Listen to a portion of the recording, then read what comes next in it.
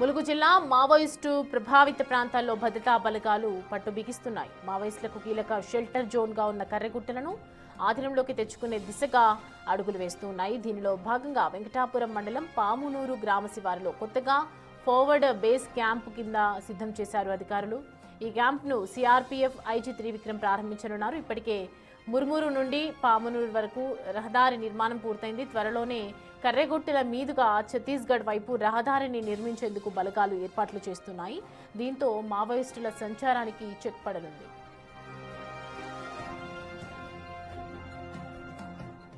ప్రతి అంశానికి సంబంధించి పూర్తి డీటెయిల్స్ అందించడానికి మా ప్రతినిధి వేణు అందుబాటులో ఉన్నారు. వేణు, మావోయిస్టుల సంచారానికి సంబంధించి కర్రెగుట్టల కైవసం అసలు ఎలా ఉండబోతోంది, ఏంటి డీటెయిల్స్?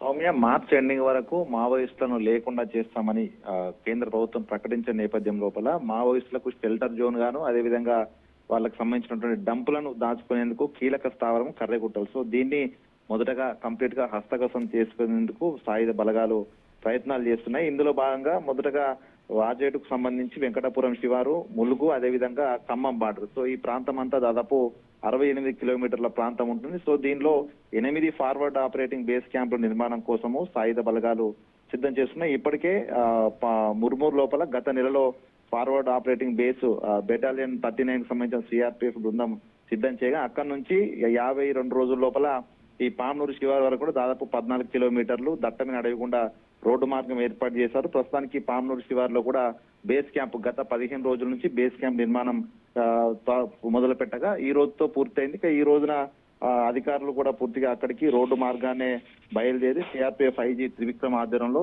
ఎఫ్ఓబిని ప్రారంభించుకోబోతున్నారు. ఇక్కడ నుంచి మరొక 24 కిలోమీటర్లు కనుక గుట్టల మీదికి వెళ్తే కంప్లీట్ గా ఛత్తీస్గఢ్ బార్డర్ లోకి వెళ్లి కర్రెగుట్టలన్నీ కూడా వాళ్ళ సర్వేలెన్స్ కు వచ్చే అవకాశం కనిపిస్తోంది. మరొక నెల రోజుల లోపల ఈ కర్రెగుట్టల ప్రధాన కొండ భాగం మీదకి కూడా రహదారి నిర్మాణం చేసేందుకు ఇప్పటికే భారీగా యంత్ర పరికరాలను కూడా అక్కడ ఏర్పాటు చేసుకోవడం జరిగింది. దాంతో పాటుగా టవర్స్ ఏర్పాటు చేసుకుంటూ దాదాపు 25 కిలోమీటర్ల వైశాల్యంతో సర్వేలెన్స్, సీసీ కెమెరాలు, థర్మల్ ఇమేజింగ్ సెన్సార్ కెమెరాలను కూడా ఏర్పాటు చేశారు. దీంతో భవిష్యత్తులో ఎవరు మావోయిస్టులు సానుభూతి పరులు కావచ్చు, మరోసారి మావోయిజం కోసం ఆకర్షితైన వారు కావచ్చు, ఈ ప్రాంతానికి వచ్చి బేస్ ఏర్పాటు చేసుకోవడము లేకుంటే టీంలు ఫామ్ చేసుకోవడం కూడా లేకుండా అయితే ప్రస్తుతము బలగాలు తమ ఆధీనంలోకి కంప్లీట్ గా కర్రెగుట్టలను తీసుకొస్తున్నాయి. మరోవైపు ఈ యొక్క కర్రెగుట్టల ప్రధాన ప్రాంతం లోపల 28 ఎకరాల ప్రాంతాన్ని కూడా గుర్తించినట్టు తెలుస్తుంది. ఆ ప్రాంతంలో ఆర్మీకి సంబంధించినటువంటి ట్రైనింగ్ సెంటర్ కూడా ఏర్పాటు చేసేందుకు ప్రస్తుతము నేషనల్ గ్రీన్ ట్రిబ్యునల్ కు అటవీ శాఖ అధికారుల కేంద్ర ప్రభుత్వ శాఖకు కూడా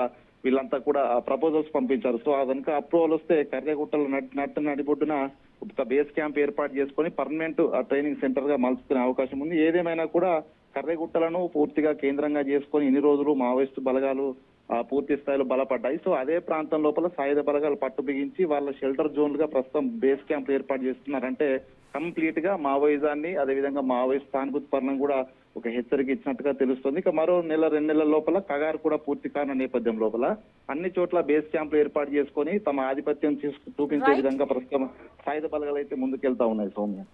right Venu, thanks for the updates.